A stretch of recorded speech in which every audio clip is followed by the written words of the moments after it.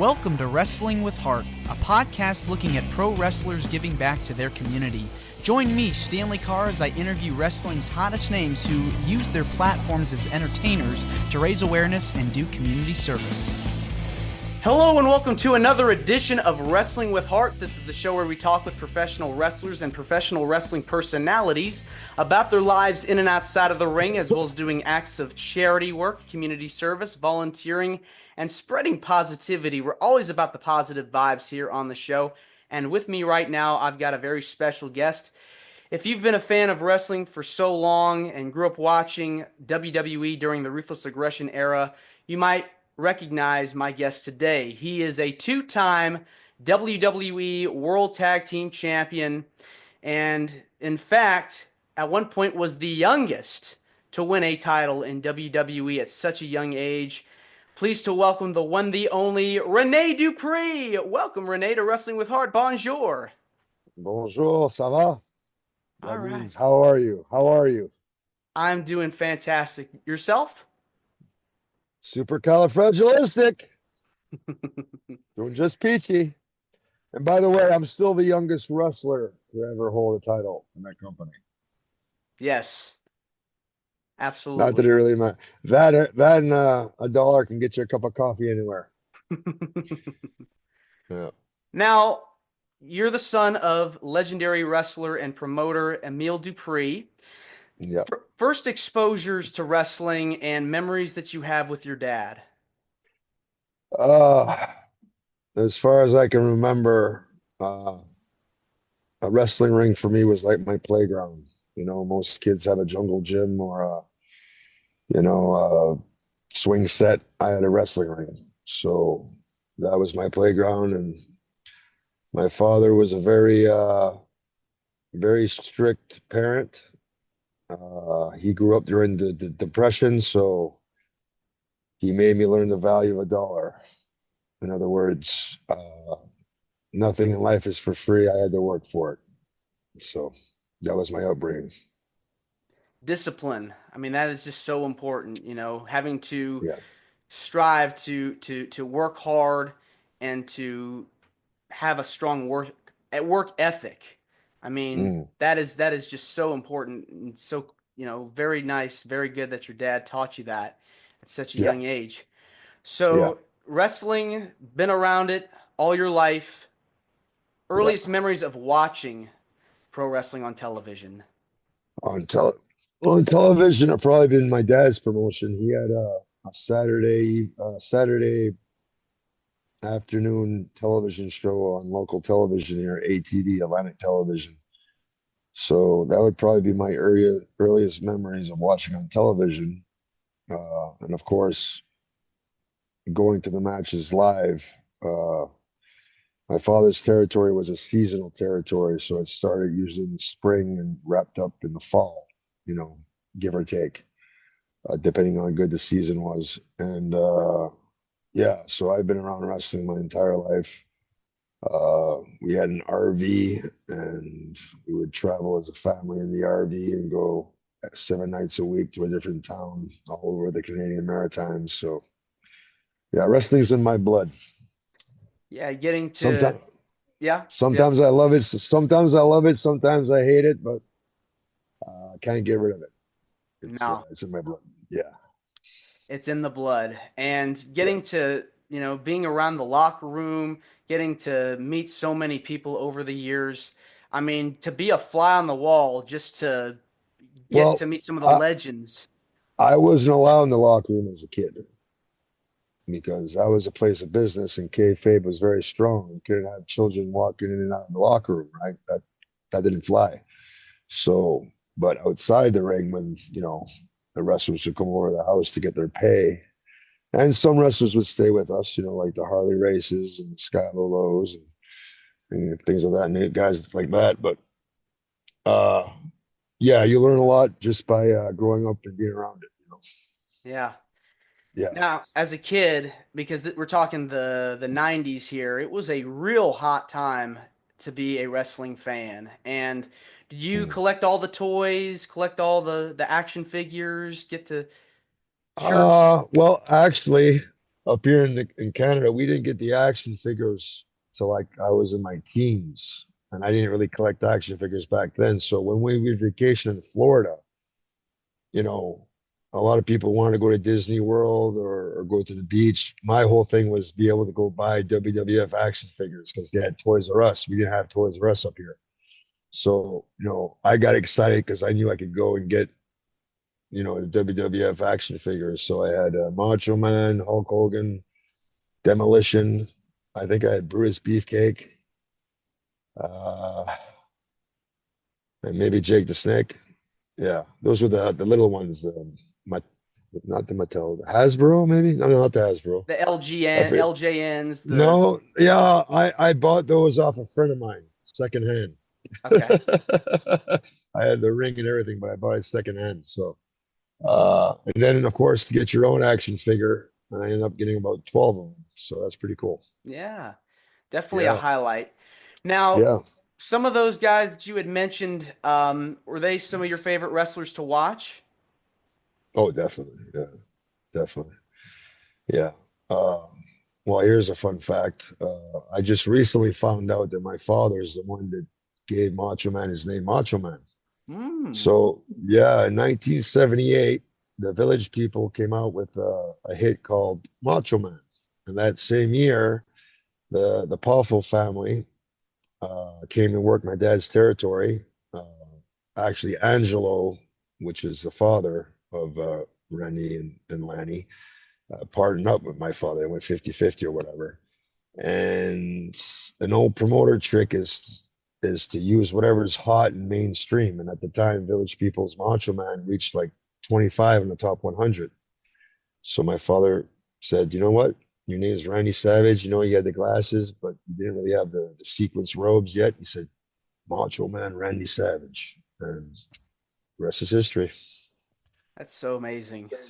Yeah, Now, yeah, Macho Man, a guy that really I feel like redefined the glitz and the glamour aspect of wrestling. You had Gorgeous George before him, but the yeah. costumes that he would wear, I mean, so Yeah. amazing to see the glasses and the cape and the hat and Well, everything.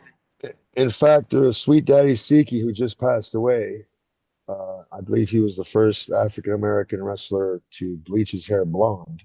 Mm, He came out with the sequence robes and stuff too. You know, so everything in wrestling is either borrowed or taken. It's yeah, just it's all recycled, right? yeah, yeah. We take a little bit from everybody. Well, it's good to have influences, though. I mean, you yourself, I know you talked about the French tickler being influenced by Rick Martel with the dance Yep, move. yep, 100%. He used to do that, and that's something like I always when I do seminars, I go, guys, girls, go back and watch stuff from the past. Don't try to copy current day. You got to be different. I did tours of Europe and everybody wants to be like Will Ospreay. No, there's already one Will Ospreay. Be you, be different. And if you can't think of anything, go back and watch tapes from the 50s. Go watch Pat O'Connor versus Buddy Rogers and watch Pat O'Connor work an arm bar. No, I don't see that anywhere today. Go in the past, 25, 30, 40 years ago, and and you can find something that hasn't been done in years, and what's old is new again. You know. What, in your opinion, Renee, has been your favorite decade of pro wrestling in terms of wrestlers and psychology and work? Oh, well, if I were to go by territories, I have to say that Stampede probably had some of the greatest work ever. Um, but as far as a fan, 80s WWF, because all those guys had 10, 15, 20 years experience before they got there, and everybody was different. Vince McMahon Jr. had grabbed the cream of the crop from every territory. So he had the top stars and the best of the best, you know. So that would probably be my favorite era. Yeah, and I think what I think was so successful was they took pro wrestling not only mainstream, but the storylines at that time, while being family friendly, were edgy and were cool in a sense because you're able Well, to. I'd have to say the one angle that really got me, if you go and watch WrestleMania 7, I think it's Hogan, Macho Man versus the Ultimate Warrior, where Macho Man is being valeted by a sensational Sherry, and Warrior wins the match, and then Sherry starts to, browbeat Macho Man, and then Elizabeth's in the crowd, and she comes out and says, Randy. I still get emotional thinking about it because it was so well done. That to me is the art of professional wrestling, how you can control your emotions. You know what I mean? Yeah, that was such a good angle. So Yeah, good. it just tugs at your strings. It really does. That's like theater personified. It's just what we do. It's that was magic. That was magic. Now, at what point did you decide I want to become a wrestler, and how did your father? What was his response? You got to be 200 pounds before you get in the ring. So from age 13, I was about 150 to 14, about I'd say 16 to 18 months. I put on 50 pounds, and I got up to I put on about 40 pounds. I got to 190. And he said, well, that's good enough. And then eventually I got up to about 290. But yeah, he said, if you want to be a wrestler, you have to look like an athlete. You have to look like, part of what we do is perception, right? Perception is reality. If unless you're a luchador that can do 1,000 million flips, which there should only be one or two on the card, that can do that. Otherwise, it's overkill. You have to look like someone who can physically. Don't forget, what were we doing? We're in the ring and we're simulating a fight, a contest, a physical contest. So you have to be able to look like an athlete and look like you can handle yourself. So that was a big thing for my father. A lot of people came up to him and said they wanted to be a wrestler, and he said, "Okay, well, you have to look like a wrestler first. You have to look like something. If I put you on a poster, you can sell tickets." Were you an athlete in school? Did you play any sports? Uh, I did, but I didn't enjoy team sports. I was always a loner. Everything I did, I like to do by myself. Like I like to read. I like to play bass, but I like to play it by myself. I like to bodybuild. Um, I won the nationals, the Canadian nationals when I was 17. Uh, but that was just to get exposure to help me get to the WWE. I knew Vince McMahon was a big bodybuilding fan. Hell, he tried to start his own bodybuilding federation back in the 90s. So I was going to make my resume look very impressive for the powers that be. So, yeah, I got into bodybuilding competitions to put on my resume, and faith has it, I actually won. I qualified to Congratulations. go to, yeah, I qualified to go to the worlds, but that wasn't my dream. My dream was to go and be a mainstream pro wrestler. Well, when you talk about team sports, why do you feel like it's hard for you to be a part of a team sport? I just had no passion for anything other than wrestling. You know what I mean? Like, I can't watch any sports on TV. To me, it bores the hell out of me. But pro wrestling, when done well, is the greatest form of entertainment, in my opinion, that there is. So, Yeah, I mean, you were trained, I believe you made your debut in 98 and you were trained by your dad. Tell me about yeah. some of the pieces of advice you got from him, any drills, any techniques you learned from him that you still Oh, apply to today. the training back then was much different. You see, now, people have these drills that they do in rolls, which is great, which is good for cardiovascular and, callousing your bodies to hitting the rope and taking bumps in the ring. But in reality, what we do is on the job training. Uh, you can't get good at what we do training in an empty facility. You can get your cardiovascular, you can learn holds and counter holds and stuff, but there's no better. This is an on the job training sport profession. It's no different than being in a band. You can play in your garage with your buddies and record. Okay, that's great, but it's not until you get in front of the people to where you really perfect your art. You know what I mean? Yes. Yeah. And you got to wrestle some in Canada, got to wrestle some for your father before heading to WWE. You were 18 years old when you signed that contract, two which months, 2 months after I graduated high school. 2 months. I mean, back then, how many 18-year-olds sign a contract with the biggest wrestling promotion in the world? I mean, it was unheard of at that time. Yeah, I think myself and Teddy Hart, but Teddy only lasted 6 months and he never made it past the developmental, unfortunately. It's too bad because he's incredibly talented. But yeah, I think I'm the youngest still, I believe. Whatever. Again, that and a dollar can get you a cup of coffee anywhere, right? Well, you were in OVW, which was their developmental training Yep. system at the time. Uh, Mhm. Talk to me about your time there. Anything you learned, any drills you remember from there, mentors. Yeah. Hustler Rip Rogers was the head trainer, and it's kind of funny how life works because Rip Rogers' first territory was for my father. He came up with the Poffos in 1978. Now he had started before that, but he was just doing, random spots, outlaw groups as they called it back then, here and there. But his first real 7 night a week territory was up here in the Maritimes.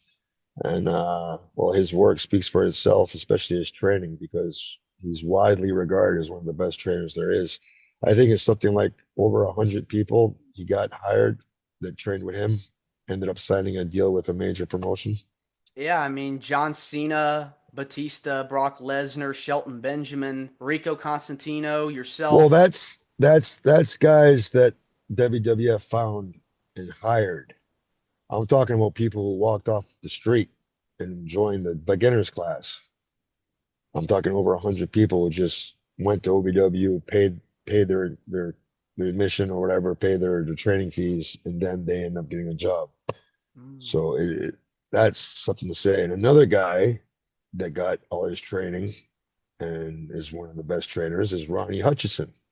He's the guy that trained Edge, Beth Phoenix, Gail Kim, Trish Stratus, Christian Cage. There's a plethora of people I'm forgetting, but so two guys who are regarded as the best trainers. I mean, how many world champions did I just name there that were Multiple, trained by? like Yeah, five or they were trained six. by. Yeah, but Rip as well. I mean, Rip had a hand in training all the OVW guys too. So you know, there's probably 20 or more world champions that were trained by guys that got their initial training right here in the Maritimes, East Coast Canada. Anything that Rip or Ron taught you that you still recall today, like pieces of advice or things that helped you out, even outside the ring? As far as Rip, be overly prepared. If they want you to be a Sasquatch, yes, sir, I can do it. Whatever you want, I'm there for you. And as far as Ron Hutchison, 85% of this business is backstage. You can be the greatest worker in the world, but if nobody can stand you, they'll get rid of you. It's true. Everybody's replaceable. Now you put all the fundamentals together. You have your debut match. I'd imagine it's nerve-wracking because you're in like 14 years old. 14 years old. Yeah. Yeah, it was Woodstock, New Brunswick. I'll never forget it. And I was the good guy. And you know how good guys, usually clap people's hands or whatever. Hmm. Well, nobody wanted to clap my hands, so it was a little awkward at first.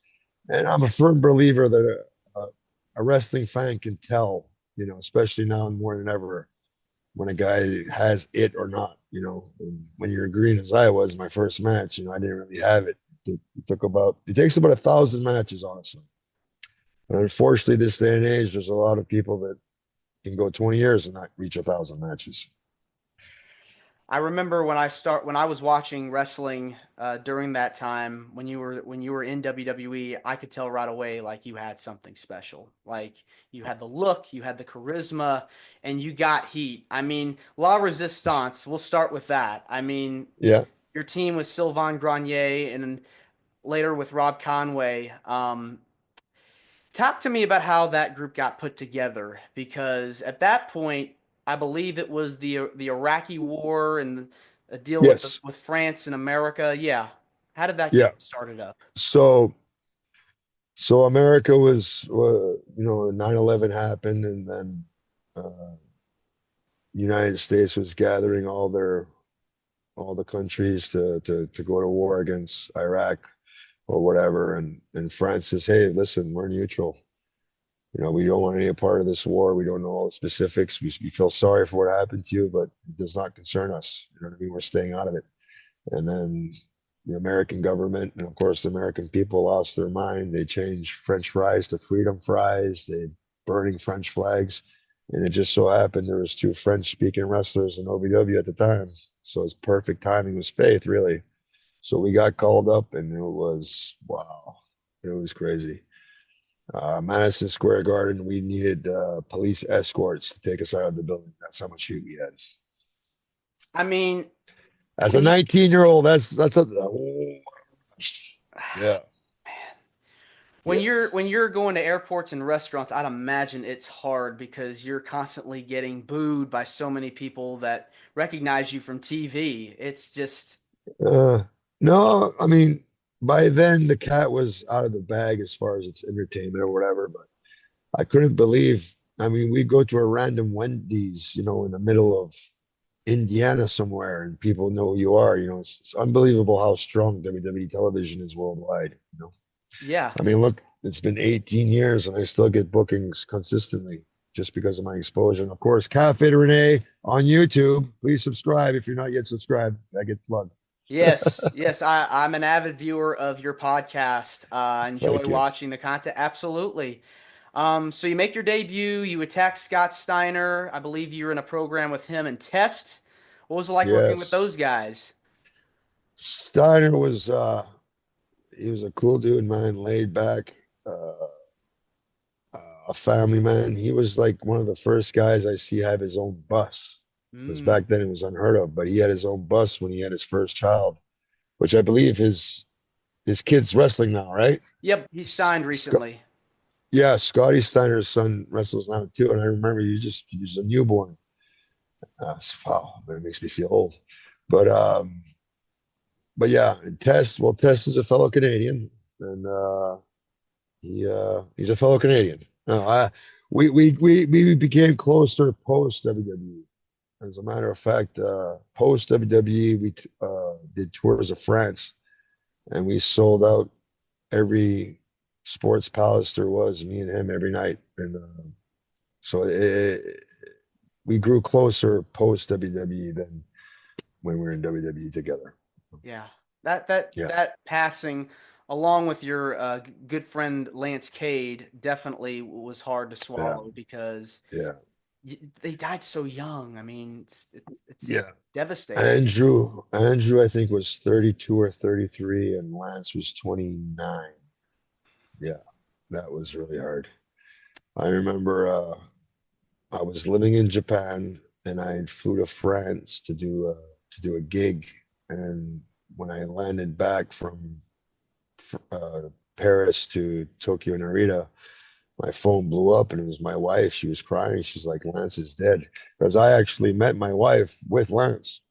We went out to this nightclub and, you know, I wasn't planning on, you know, meeting my future wife that night. I just wanted to get drunk. And and I told Lance, yeah, I'm going to marry that girl.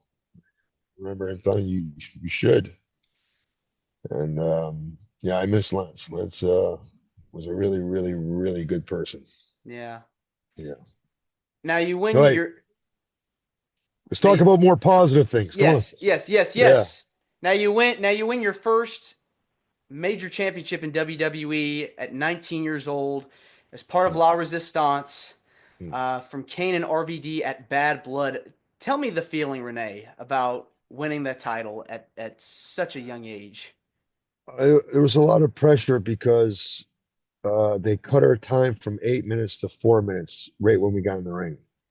So, you know, when you have something laid out and you have to cut it on the fly on live pay-per-view, that's a lot of pressure. So, and the fact that I was the youngest in history, I didn't even realize until I left. I, you know, but you know, I was never like a mark, so to speak, for like titles and stuff. You know, I understood this was a business, and I understood that they put a title on you to help get you. more popular or more recognized with the fan base, right? And it was the right thing to do business wise because, again, what was going on in mainstream media? Now, when did Rob Conway come into the picture? Because you were with Sylvan for about maybe 3 months before they brought him on board. Well, me and Sly did not get along at all. And the office knew we did not get along at all. And uh, don't forget, Sylvan's first three matches were WWE live event matches. He never wrestled a match before or hardly after WWE. Like that was his gig. And so there was a lot of pressure on the team and a lot of pressure on me to deliver because here we are given this main event type opportunity. Because I mean, we did main event Raw, we did main event the television show and the live events. I remember we were closing the show in front of 40,000 people in Australia with the Dudley Boys. You know what I mean? So as a 19-year-old, that's a lot of pressure. Mm-hmm. So they brought in Rob as the third man, which the way they did it was very, very well done, as a French sympathizer, American French sympathizer, whatever. Because he had more experience and they wanted me as a singles to go work with Cena. I think the whole plan was to have me and Cena become two of the pillars of WWE for the future. You know, they went with Cena because, well, he's American. He was 7 or 8 years older than I, and much more mature. And let's face it, the guy looks like a movie. Well, he is a movie star, He and he's is. very articulate. He's very articulate, very intelligent, very well spoken. He's a hell of a representative for any company. So, Yes. Now, Rob Conway, did you enjoy working with him? Because I know you guys tagged together as well. oh, I loved him. I still do. He's a great guy. Matter of fact, post WWE, he got his pro card for IFBB pro card for bodybuilding Hmm. after he left WWE, So that shows what type of workhorse he is. Yes. But yeah, he's a great, great human being. You'll never meet a better, finer human in your life than Ron Coleman. Now, you guys had a lot of success as a team. You just mentioned earlier you got switched to SmackDown with the big singles push. How did you feel at the time? Did you feel ready to be on your own? Did you miss being in a tag team? Tell me about that whole feeling of splitting off.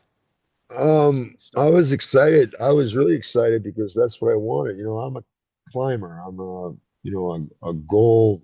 I set goals for myself and I climb to achieve those. You know what I mean? So, the first goal was to get to WWE. I did it. Okay, now it's to get to television. Okay, now it's the main event Raw. Okay, I did it. Now it's to be a single star in SmackDown. Okay, and it's the main event SmackDown. I can't tell you how many times I main evented SmackDown, the television show, and the live events with sold out arenas, me and John Cena. Yeah, So I mean, I got to watch your rewatch your match with Cena from Judgment Day of '04. Man, that crowd was yeah, white hot. I mean, you were white hot as a heel, but yeah. Cena was white hot as a babyface, and I mean, that drew a lot of money, man. I mean, you guys did some Well, great work.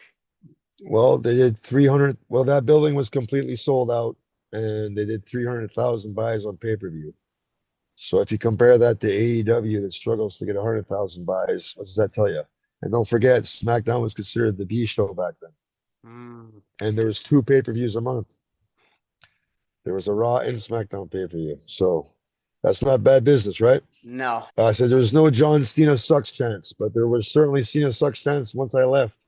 He wasn't working with me anymore. Oh man, Just saying. missing Rene Dupree. That's the secret ingredient, right? Well, no, wrestling, in my opinion, is a heels business.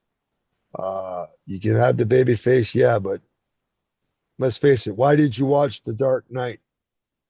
Did you watch it for Batman or did you watch it for the Joker? We watched it for the Joker, man. It's a heels business, right? Yeah, Yeah, exactly. yeah. Now, I have to bring up one of my favorite segments that you were involved in. The original Cafe De Rene, not to be confused with the podcast of the same name. Right. You had Tori Wilson on as your guest. What was it like working with Yeah. her? Oh, she's a sweetheart. She's a saint, and probably one of the most attractive women that I'll ever meet in my life. She's an angel. She's an angel. Yeah. All right. Now, after working with Cena, you got to work with Kenzo Suzuki, winning Mm. the WWE tag titles over on Yep. SmackDown, which blossomed into a real life friendship too. Yeah. No, Suzuki and his wife Hiroko were great, and sometimes they'd be yelling at each other, and I didn't understand Japanese at the time, but I remember certain words, and it's kind of ironic. I actually married a Japanese woman, and now I know what those words meant, so it's kind of funny. I'm not going to say what those words meant, but it's kind of funny. She was basically yelling at him in the car, calling him names. But anyway, uh, yeah, I had a lot of fun with that. Uh, Hiroko was a sweetheart, and was just a wonderful human being. He's actually a producer in Japan now for Fuji TV, and Hiroko she's in the political game. She's a politician in Tokyo.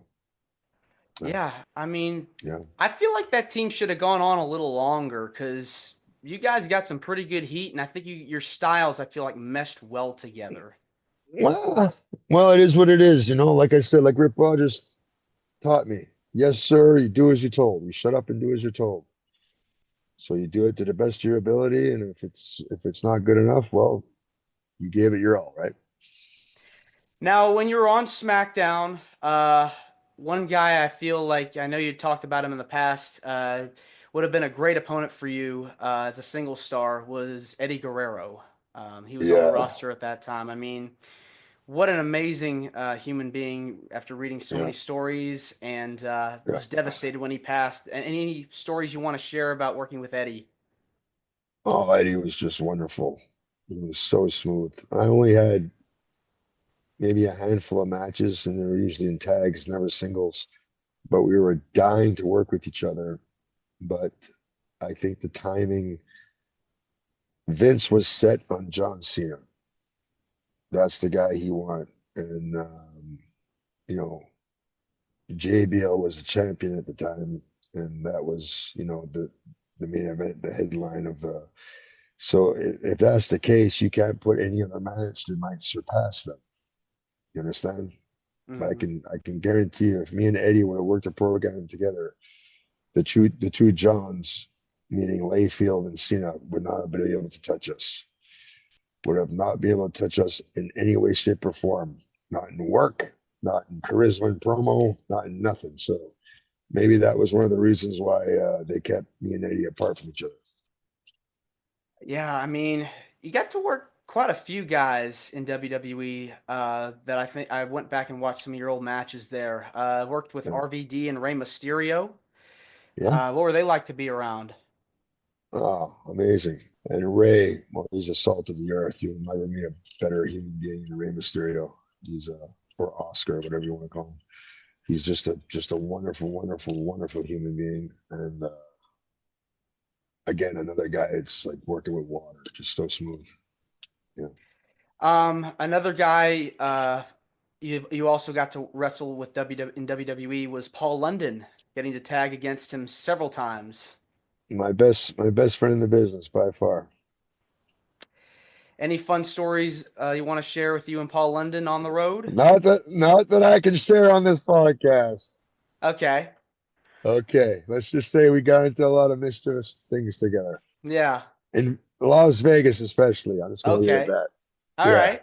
What happens in Vegas stays in Vegas, all right? That's right. I mean, the cool thing about wrestling is that there's a camaraderie. You meet so many people, hang around them, you go on the road, you have these memories, even if they're 20 or 30 years ago, and it's like when you catch up, you haven't seen these guys in a long time.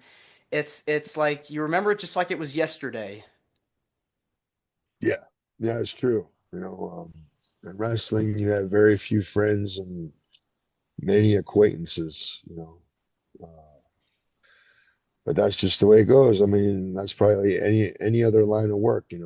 If you're a traveling journeyman like myself, you might see a guy at a show and you see him 6 years later. I won't remember his name. Sorry, I can't remember your name. We never traveled together. Like for example, this tour I just got off, over 14 shows in 14 days. You have to depend on each other to survive sometimes. And that's Yes. when a bond and a brothership and a fraternity develops, right? Yeah, I mean it's the bonds are always strong when you're with people that care Yeah, about you and you've known these guys for so long. It is like a family, like a close-knit group of people that want to support each other, cheer each other on. Um, Now, before you left WWE, you were part of ECW, had a short run there. They had you paired back up with yeah, Sylvain, with La Resistance again. yeah. What was the plan? Were you guys gonna win the They tag were, titles? yeah, they were going to make a ECW tag title and give it to us, but my I had issues, substance uh, issues, and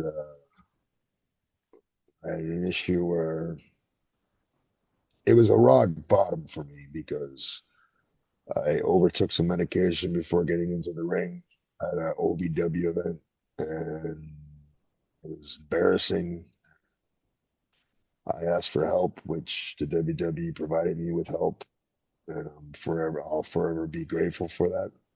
And it was a 4 month treatment, and unfortunately, about a week or two after I got out of the rehabilitation center, the Chris Benoit tragedy happened. And all signs pointed to, if I stay with this company, more than likely something like that could and will probably happen to me. So I asked for my release. Don't forget, I got there in 2002. From the years of 2002 to 2007, the years that I was there and beyond. I mean, let's face it, 2010 was when Lance Gate passed away. There was deaths, half a dozen or more a year, and these were Yeah, guys who were all under the age of 50 or 40. You know, yeah. and the majority of them were overdose and or suicide.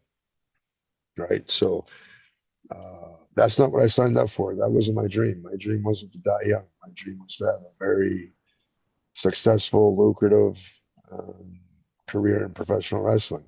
So that kind of scared me. Originally, the plan was just to take a year or two off. Uh, and within a day of asking for my release, I was already booked in Japan. And after my first tour, they wanted me full time. I didn't want to go full time at first. I just wanted to do about 5 tours a year and then travel worldwide independently. And I did that. And well, here we are, 18 years later, and I'm doing a Skype call with you.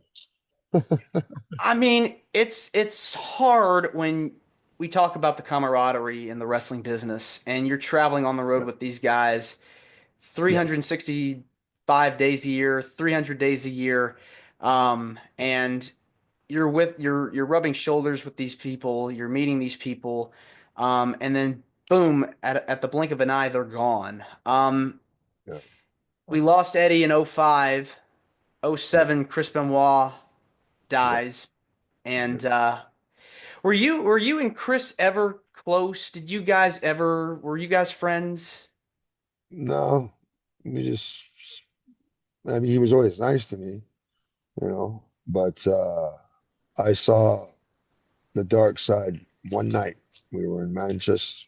I think Manchester could have been London. And it was the night before SmackDown taping. I gone down to the hotel bar to get something to drink, like a bottle of water. I didn't drink alcohol back then. Very little now either. But anyway, and Chris was at the bar by himself, holding a beer. His custom to just say hello. So I tapped him with a shoulder. Hey, Chris, what's up? And just the look of rage in his eyes as he was gripping his beer told me, okay, it's time to get the hell out of here. And the next day, come to find out that there was a big brawl in the lobby of the hotel between the wrestlers and I believe it was a rugby team or a football team, like a European football team. Yeah, it was a big brawl between the wrestlers and I think it was rugby players. The big fight, and I of course was in bed sleeping because I try to stay out of trouble if possible. Yeah, I mean, you hear so many stories about the dark side of the industry and how hard it can be, outside of the Well, ring. here's the thing: when you're running guys 300 days a year, you know you can't fake gravity. When our bodies hit that mat, you know it's like being rear-ended by a car at 35 miles per hour. And if you're taking 10 or 15 bumps a match, and you do that 300 nights a year, think of the physical, it's going to take its toll, and then don't forget you're flying all over the world. Have you ever been to Asia? Have you ever been to Japan? Not yet. Okay. Okay. Well, it's about a 12 or 13-hour difference. You know, hmm that's when sleep medication comes into play, and then hmm painkillers came into play because, uh, you're in an industry where you cannot show the promoters that you're in pain because, oh, well, this guy's not tough enough. We can't, because if they give you the ball, you're expected to run with it. And if you got injury prone, then you're a liability. They can't invest their money into you. Understand? hmm So a lot of guys will do what they have to do to survive. Unfortunately, what they have to do to survive is killing them. So you're killing yourself to live, essentially. So what's that worth? You know? So you after you leave WWE, you go to Japan. Yep. Why Japan? You had TNA, Ring of Honor, the Independents. What was it about Japan that appealed to you? um, they would fly me from Canada so I could be home with my family. And TNA paid certain guys a lot of money. Others would go weeks without getting a paycheck. A lot of people didn't know. Some people had to get a job on the side just to work for TNA, right? Ring of Honor, I'm sorry, but they never cut a profit. You know, it sounds good on the internet, but it doesn't sound good when it in your bank account. You understand? This is a business. And if you're in this business, you understand it. If you're not, you're on the outside looking in. And you're not going to learn shit by reading Meltzer's reports. I'm sorry. So you go to Japan. You Yes. noticed a huge difference between Japanese wrestling and American wrestling. I've had many guys on Not here. n- not at first, because I worked for a company called Hustle. And Hustle was they were going more towards the entertainment aspect, like promos. And that's not what I really wanted, but it got my foot in the door. You understand? See, Japan is run much differently than the United States. It's changing now with the new administration, with the Mr. Devak administration, because they're doing business with seems like TNA have a partnership, and they're doing partnerships with other people and other organizations and stuff. But at that time, it was completely monopolized by WWE as far as North America and Western. But in Japan, majority of the promotions work together. You know the history of the NWA, National Wrestling Yes, Alliance. yes, yes. So yeah, think National Wrestling Alliance where the promotions work together. If they needed help, they would help each other out. You know what I mean? So that's why I worked for five different promotions. I started off with Hustle, which was more entertainment based, and then from there I got my foot in the door with All Japan, and then from All Japan I went to Wrestle One, and then from Wrestle One I went to Noah, and well, we'll see what the future holds, but I'm very keeping myself positive. Compare the differences between Japan and the United States. Did you feel like it was similar in some cases, different as your career Oh yeah, evolved? because at the time in WWE, every match was the same. It was a little bit of shine, like the psychology of the matches, instead of the comebacks, the bump and feed, which I think is ridiculous personally. Why would you take a clothesline, hop right up and run into another one? To me, it's just idiotic. But that's what it was at the time. You know, uh, the style has since changed in WWE for the better. Uh, I watched very little, but I was at a signing yesterday in Winnipeg, and I was watching a little bit of NXT. There was a female. I don't know what the girls' names were, but whoever's training them over there is doing a hell of a job. A hell of a job because they're wrestling. They're using. To me, they could sell a little bit more and maybe slow down a little bit more, but uh, it's their company. They can do whatever they want. But yeah, as far as the styles in Japan, yeah, Japan was they have their own psychology, which now being over there so long, their mentality makes sense to me more so than the American style. Now you've gotten to work against so many different people over the course of your career. Who have been your absolute favorites to compete against over the years? Well, I can say with I don't want to sound too egotistical, but there's been five Grand Slam champions. Uh, Kensuke Sasuke, the Great Muta, Kojima, Takayama, and I think I'm missing one. No, no, that's it. There's four. And by Grand Slam champions, I mean they won the New Japan IWGP title, they won the Triple Crown All Japan title, and they won the Noah GHC title. And I was in main events in sold out arenas, which each one of those competitors, you know. So for me, that's kind of like a feather in my hat for me because the Kenny Omegas of the world and the Young Bucks of the world never did that shit. Yeah, you've got so many accomplishments, getting to Yeah, wrestle all over the world. Let's talk about outside of the business. I know with your story, you've gotten to mentor a lot of young people, especially kids, that yeah, have gone through a lot of stuff, alcohol or drug addictions. Talk right. to me about some of the charity work or things that you've done to help out in your community over the years. Well, I just started. I reconnected with an old friend, childhood friend. He's a police officer, and he asked me if I want to do these talks and just tell my story, you know. And at first, I said, "Well, I don't know what I can tell him. I don't know." He's just tell me your story. Trust me, it's gonna work. Okay, so I started doing them. I was like, "Wow, this is actually fun." Because and I always tell the kids, listen, when I was your age and they had someone come in and talk, I wouldn't listen to them.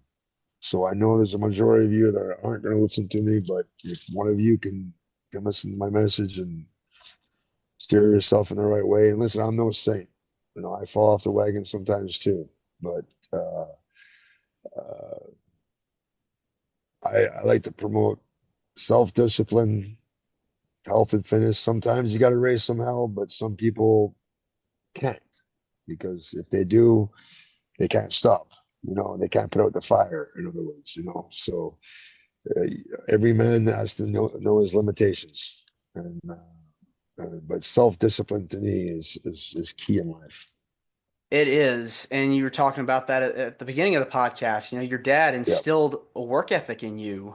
Um, yeah, it really comes from within. I mean, you have to want to get better, in anything, whether it's true. wrestling or your health or whatever career path you desire in life. It starts Yep, from here. you're right. 100%. 100%. Self-discipline. Start off by making your bed every morning. Seriously, make your bed every morning. And no matter how bad of a day you have or what happens, at least you can come home to a nice, well-made bed. It's all about appreciating the little things in life that we take for Yeah, granted. And yeah. what are the kids' reactions or people that you've mentored when they come up to you? What's like the first thing that they say in response? Well, the majority of the kids are usually bad kids, so if I can make them cry and scare them, I know it sounds heartless, but it's actually a good thing because you're instilling fear, and that means you connected with them and you're waking them up. You know what I mean? Yeah, I know it sounds heartless to say, but if you're one of those little badasses or think you're a badass and I can break you, you know, uh, I've done my job. Have you heard from any of the people that you've mentored that have said like, "Wow, you've inspired me to change my life for the better." Has that ever happened? Uh, yeah, there's been a few that contacted me on social media and stuff and said I helped them. And I'll be honest with you, that's not something I ever really strive for. But now in my older age, I kind of actually appreciate that I can touch someone's life in a positive way, to not be so selfish, to be more giving, and everything comes back in life. You give, it comes back in spades. I firmly believe that. And it's not just, you know, like, a monetary thing or a materialistic thing. It could be just doing a good deed will eventually come back to reward you somewhere. I'm very spiritual in that way. What is it about giving back to the community that gives you the most joy? I don't know if it gives me joy. I think it's just God's will. You know, that's what we're here to do is help each other out. You know, I'm a big advocate of anti-bullying because you don't know and sometimes, words have so much power to them. You know, you might say something in passing that you might feel is innocent, but you don't know what that person's going through. You don't know what their family situation is like. You don't know what their financial situation is like. You don't know if they're being abused at home or their financial situation is so poor that they have a hard time, eating or buying new clothes. Uh, so yeah, so I think it's God's will for every human being to uh, to give back and to help. And like I said, the universe has a way of rewarding people to do that. Yeah, and you've definitely paid it forward to so many people, and hopefully will continue to do so. You've made quite the resurgence in recent years in the mainstream with your podcast, Cafe De Rene. I know you've been very active in the wrestling business still, but I want to talk to you about how you got started with it and you're reconnecting with old friends of yours Yeah, from the Ruthless Aggression era and even before and present, past and present. I mean, tell me about your yeah. podcast. Well, a gentleman from England, James, he contacted me during the pandemic. Everything was shut down. There was very little to no work, so I had nothing to do. And he had his own podcast called That 90s Wrestling Podcast or something. So I did that out of boredom, and then one of the clips went viral. And he contacted me and asked me if I wanted, try doing our own. It's like, well, I got nothing better to do in my time. And we started doing it just to kill time and started making money and I started getting exposure. And here we are 3 or 3.5 years later and it's still going. And Yeah, I mean, this is like your way of keeping up to date with the wrestling business. 100%, 100%. I don't like going on the dirt sheets or the newsletters. I let other people do that for me. Well, I got too much to do. when you go to these signings and conventions, tell me how, when you see these people that come up to you, remember you from their childhood, it has to feel good inside. Oh, definitely. Definitely. Yeah. When they have the action figures, it's funny when I see little kids who weren't even born and they're holding signs, do the French tickler. And you know for a fact that he doesn't know what that sign means, but it's probably his dad that does, right? So, you can connect with a whole new generation. Uh, it's just an amazing feeling. And just, again, I didn't set out to be a pro wrestler, to be a role model, or to be anybody's hero. I did it because I grew up in wrestling. It was a cool way to make a living, right? It was a cool lifestyle. It wasn't a 9 to 5. I'm not a 9 to 5 type of guy, you know. And but what happens with that television exposure is that you do become a role model. You do become people's heroes, and you do end up motivating people to whatever it is, you know, get into physical shape or become pro wrestlers themselves, you know. So I didn't sign up for that, but it's kind of rewarding now that that is a part of the gig.